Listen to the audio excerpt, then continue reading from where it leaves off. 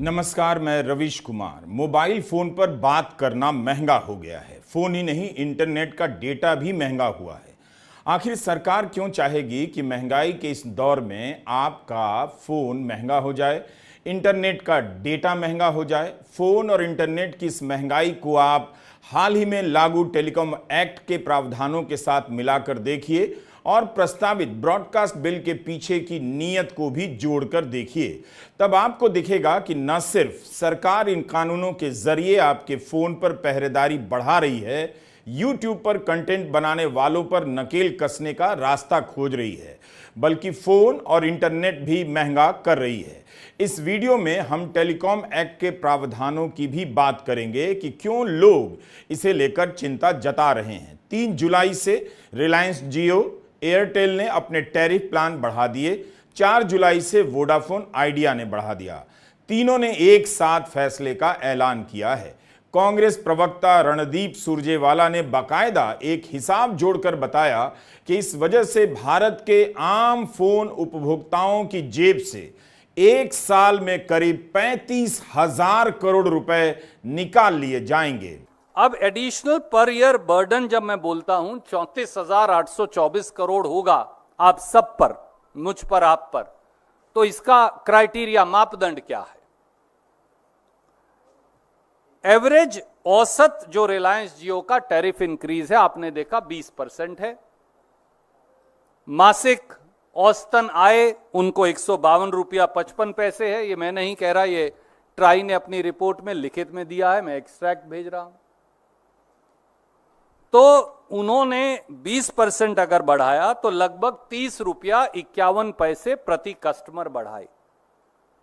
48 crore customers हैं, तो अगर मैं कम से कम औसतन भी ले लूं, वो भी ना लूं जो प्लान में 22% बढ़ाए हैं, आप औसत भी ले लें, तो 1464 करोड़ रुपया अतिरिक्त बोझ जियो के कस्टमर्स पर है, यानी 17,568 करोड़ सालाना। इसी प्रकार से 15% एयरटेल ने औसतन रेट बढ़ाया, जैसा मैंने बताया, तो 152 रुपया 55 पैसे महीने की औसतन आय है, तो ये बन गए 22 रुपया 88 पैसे पर कस्टमर अतिरिक्त जो देने होंगे। उनके कस्टमर की संख्या है 39 करोड़। 39 करोड़ से गुना करिए, बन गए 892 करोड़, सालाना बन गए 10,704 करोड़। तीसरा है वोडाफोन आइडिया, उन्होंने बढ़ाए औसतन 16%, जैसा मैंने आपको बताया, तो 152 रुपया 55 पैसे का 16% अगर अतिरिक्त हो जाए बन गया 24 रुपया 40 पैसे प्रति कस्टमर प्रति माह। उसको मल्टीप्लाई कर दीजिए 22 करोड़ 37 लाख कस्टमर से, तो वो बन गए 546 करोड़ हर महीने अतिरिक्त जो उन्होंने बोझ डाल दिया, और ये बन गए 6,552 करोड़। कांग्रेस का कहना है कि प्रधानमंत्री मोदी और टेलीकॉम सेक्टर की नियामक संस्था TRAI ने इसे कैसे होने दिया। 109 करोड़ फोन उपभोक्ताओं पर एक साल में करीब 35,000 करोड़ का बोझ डालने से पहले सरकार या TRAI ने कोई अध्ययन भी कराया है? क्या इस वृद्धि को चुनाव के कारण रोक कर रखा गया कि जनता नाराज ना हो जाए? सभी सेलफोन कंपनियों ने औसतन 15 से 20% की वृद्धि कैसे कर दी? इतनी समानता कैसे आ गई? 1 अक्टूबर 2022 को प्रधानमंत्री मोदी ने जब 5G लॉन्च किया, तब उस दिन मंच पर मुकेश अंबानी रिलायंस जियो के, सुनील भारती मित्तल एयरटेल के और कुमार मंगलम बिरला वोडाफोन आइडिया के संस्थापक, प्रतिनिधि या मालिक जो कह लीजिए, सब मौजूद थे। उस दिन प्रधानमंत्री मोदी ने मंच से एक हिसाब समझाया, जिस तरह से कांग्रेस के नेता रणदीप सिंह सुरजेवाला ने समझाया कि इस बार की वृद्धि से 35,000 करोड़ का बोझ 109 करोड़ सेलफोन उपभोक्ताओं पर पड़ने वाला है। उसी तरह 1 अक्टूबर 2022 को प्रधानमंत्री ने बताया कि 2014 के बाद से उनकी सरकार की नीतियों से सेलफोन उपभोक्ता का 4,000 रुपया बच रहा है। क्या प्रधानमंत्री मोदी बताएंगे कि 35,000 करोड़ रुपया जब जेब से निकलेगा उपभोक्ताओं से, उस पर उनकी क्या राय है? आज टेलीकॉम सेक्टर में जो क्रांति देश देख रहा है वो इस बात का सबूत है कि अगर सरकार सही नीयत से काम करे तो नागरिकों की नीयत बदलने में देर नहीं लगती है। 2G की नीयत और 5G की नीयत में यही फर्क है।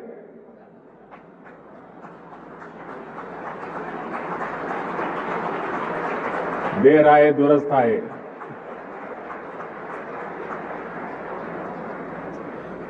भारत आज दुनिया के उन देशों में है जहां डेटा इतना सस्ता है। पहले 1 GB डेटा की कीमत जहां 300 रुपये के करीब होती थी, वहीं आज 1 GB डेटा का खर्च केवल 10 रुपये तक आ गया है। आज भारत में महीने भर में एक व्यक्ति मोबाइल पर करीब एवरेज 14 GB डेटा इस्तेमाल कर रहा है। 2014 में इस 14 GB डेटा की कीमत होती थी करीब 4,200 रुपये प्रति महीना, 4,200 रुपया। आज इतना ही डेटा 125 रुपये या ज्यादा से ज्यादा 150 रुपये, 125 या 150 रुपये में मिल जाता है। यानी आज गरीब के, मध्यम वर्ग के मोबाइल डेटा के करीब 4,000 रुपये हर महीने बच रहा है उसके जेब में।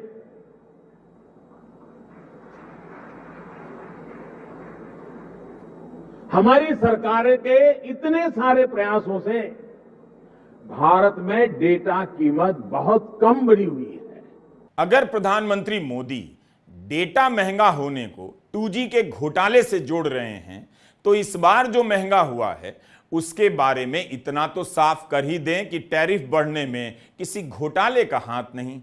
आखिर फोन का डेटा सस्ता है तो सरकार श्रेय ले रही है।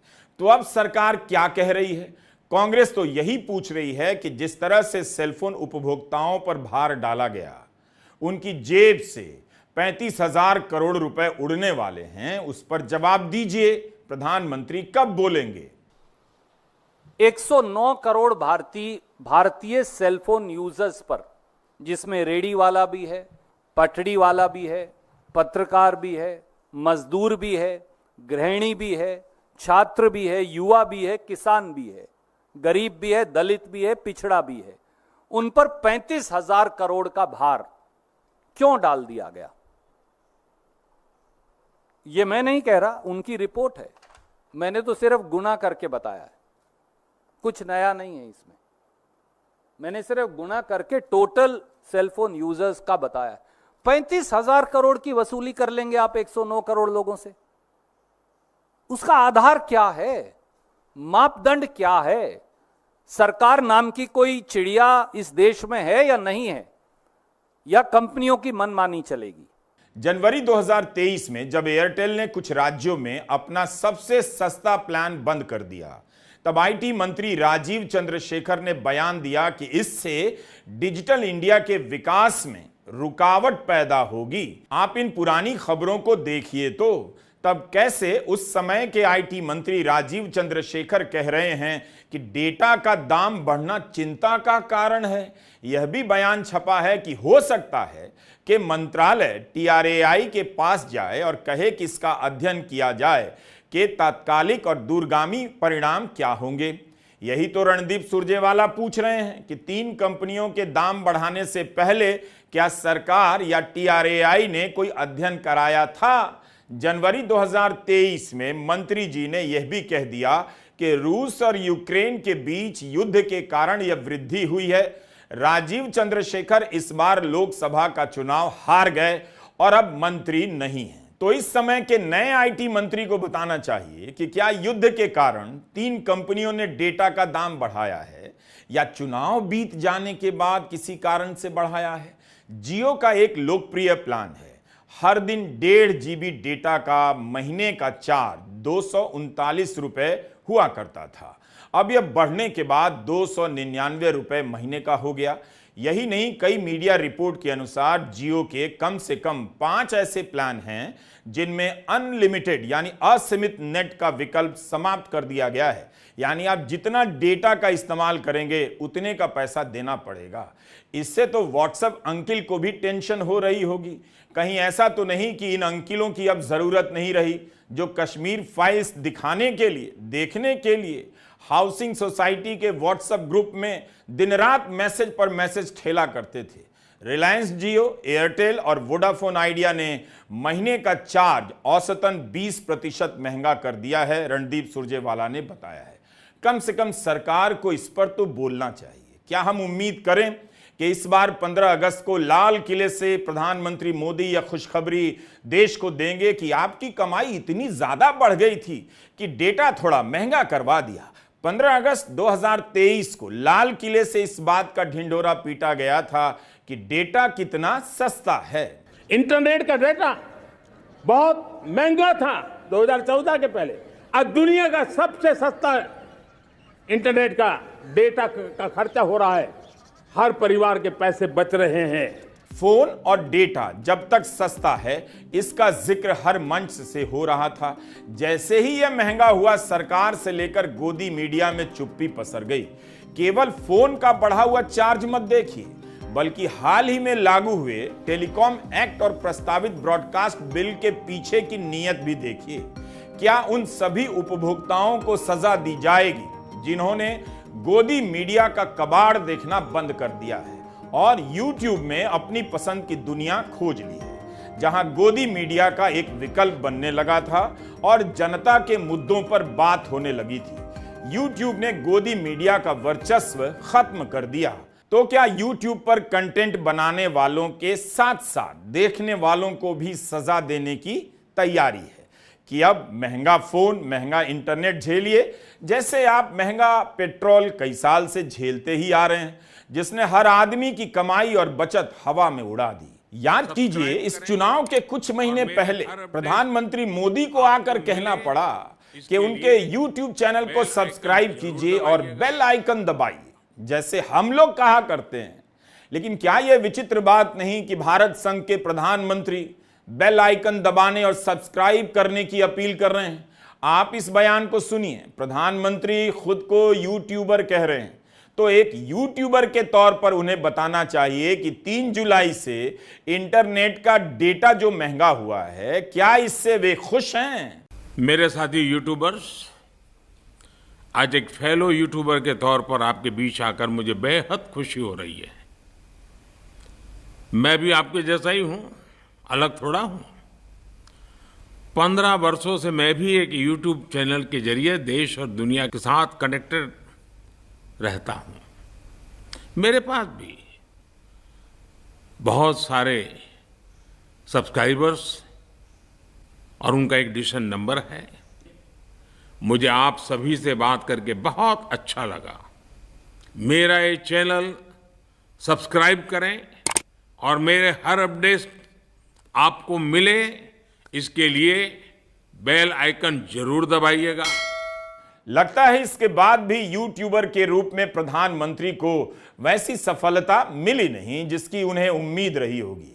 याद कीजिए 2014 के बाद कितनी ऐसी खबरें आती थीं कि ट्विटर से लेकर यूट्यूब पर मोदी के कितने फॉलोअर हैं दुनिया में रिकॉर्ड बन गया है।